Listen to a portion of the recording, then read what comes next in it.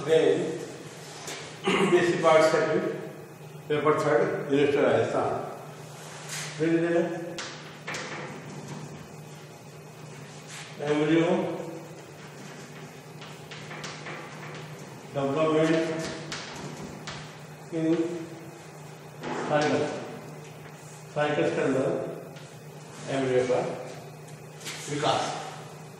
जैसे कि last time मैंने आपको बताया कि this is ovule of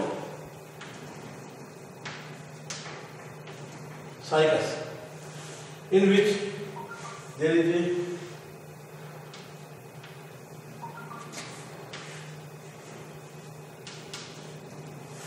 only one archegonia fertilized in per ovule. एक ओव्यूल में मात्र एक आर्चिगोनिया ही फर्टिलाइज होती है, not more fertilize. It means ultimately, and this type of structure become like this. This is the 2-end nucleus in case of ovule. Like female gametophyte, this is 2-end nucleus again divide, or you can say again free nuclear division perform.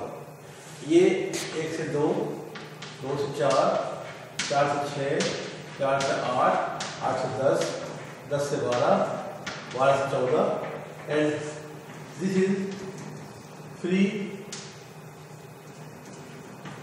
2-end nucleus in case of this zygotic ovule.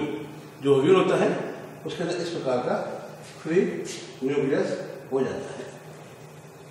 इसके पश्चात again there is the formation of central vacuole. अब इसके अंदर central vacuole का निर्माण होता है। In this there is a lower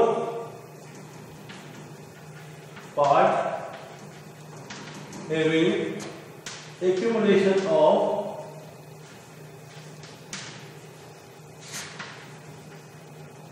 more nucleus। नीचे का पार्ट होता है इसके अंदर, उसमें बहुत सारे न्यूक्लियस इकट्ठे हो जाते हैं, और ऊपर वाले पार्ट के अंदर क्या है, and upper micropinal part having less nucleus। ऊपर की तरफ वाले जो पार्ट होते हैं उसके अंदर न्यूक्लियस कम रह जाते हैं।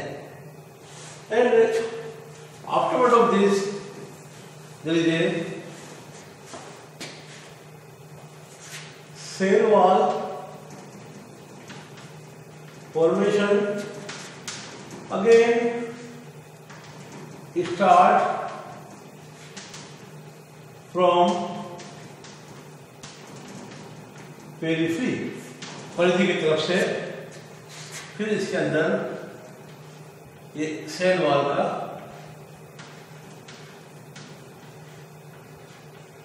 बनना प्रारंभ हो जाता है। And ultimately this embryo they become 3 part। अब क्या होता है, जो एम्ब्रियो होता है ये अल्टीमेटली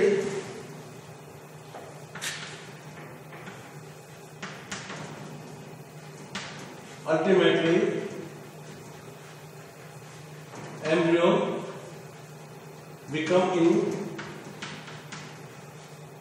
3 पार्ट। एम्ब्रियो होता है ये 3 पार्ट के अंदर परिवर्तित हो जाता है।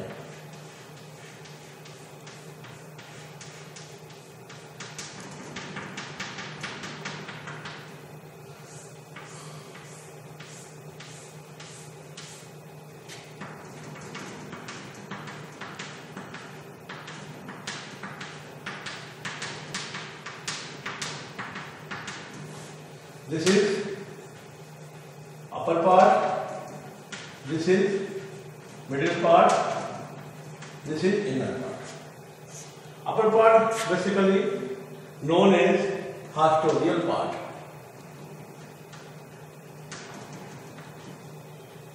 ठीक है, middle part suspension part, ठीक है, and this part embryonal part, ठीक है, 3 भाग होगा, ठीक है। इसका काम है गैमेटोफाइट है उससे न्यूट्रिशन अपलोड करना, और सस्पेंशन पार्ट का pushing of the embryonal part toward beneath, तो नीचे की तरफ है, उस नीचे की तरफ इस एम्ब्रियोनल पार्ट को भेजना, और इस एम्ब्रियोनल पार्ट का जो मेन पार्ट है वो आपके एम्ब्रियो के अंदर स्टेम और रूट का निर्माण करना। तो ये इस प्रकार का ये एक विशेष प्रकार का स्ट्रक्चर बन जाता है। Ultimately afterward of this there is a embryonal part,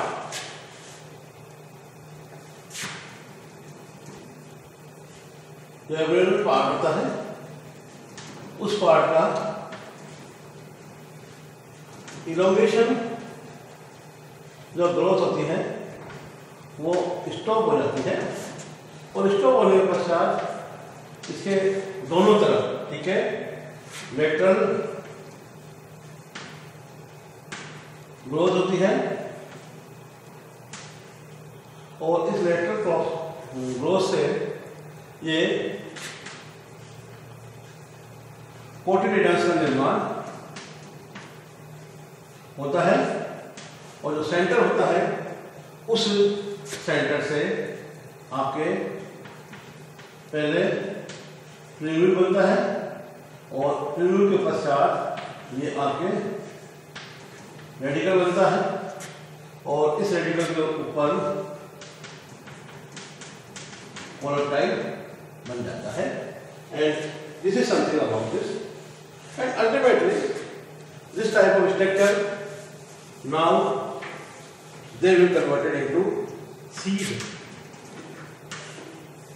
अब इस प्रकार की अवस्था में बनने के पश्चात ये एक बीज का रूप ले लेता है। जैसे कि आपको पता है जो ओव्यूल होता है उसके अंदर 3 जो टेस्टा थे, आउटर टेस्टा, मिडिल सार्कोटेस्टा, इनर अगेन आपको सार्कोटेस्टा।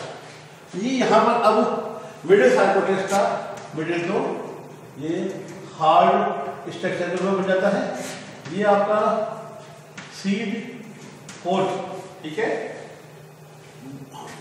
बाह्य बीज चोल के रूप में हो जाता है, ये फ्रेशी होता है, और ये इडेबल यानी कि टेस्टी और इडेबल होता है, इसलिए एनिमल के द्वारा इसका क्या है डिस्पर्सन आसानी से संभव हो जाता है। हार्ड वाला है, ये क्या होता है, इसका प्रोटेक्टिव पार्ट होता है। इनर ये काफी थिनर, और ये आपको बहुत ही पतले झिल्ली स्ट्रक्चर के रूप में जाता है, क्योंकि इसके द्वारा पूरा न्यूट्रिशन इसके द्वारा एब्जॉर्ब कर लिया जाता है।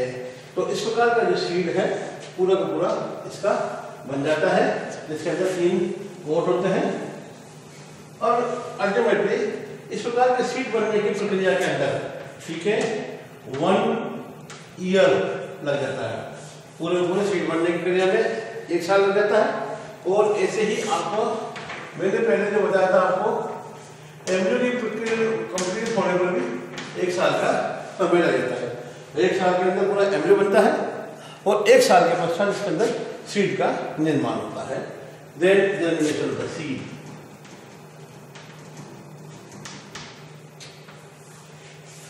See, there is no dormancy period.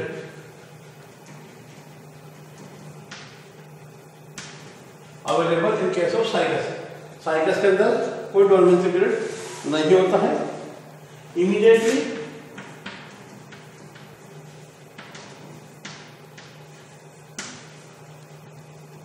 Germinate होता है सीड तुरंत जर्मिनेट होता है।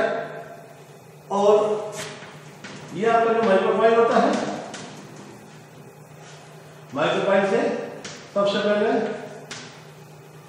रिव्यूल निकलता है, उसके बाद रेडिकल निकलता है, रिव्यूल लीफ और स्टेम का निर्माण करता है। ये एडवांटेजेस रूट और कोलोइड रूट का निर्माण करता है। और जो कोटिलिडन्स होते हैं वो अंडरग्राउंड रहते हैं। और अल्टीमेट इस टाइप ऑफ जर्मिनेशन, इसीलिए इसको हाइपोजियल जर्मिनेशन की कैटेगरी के अंदर रखा जाता है। जब कोटिलिडन्स अंडरग्राउंड जमीन के अंदर रहते हैं और बाकी सारे के सारे इस प्रकार का ये बाहर आ जाता है। दिस प्राइमरी जो लीफ होती है सक्सिनेट अवस्था में होती है, यानी कि कुंडलित नुमा अवस्था के अंदर होती है। और बाद में ये एकदम से खुलकर या वो कंपाउंड लीफ के रूप में निर्मित होती है। This is all about the complete, you can say there is a embryo development, seed development and germination of the seed in case of Cycas. यह साइकस की पूरी लाइफ साइकिल आपने कंप्लीट हो जाती है।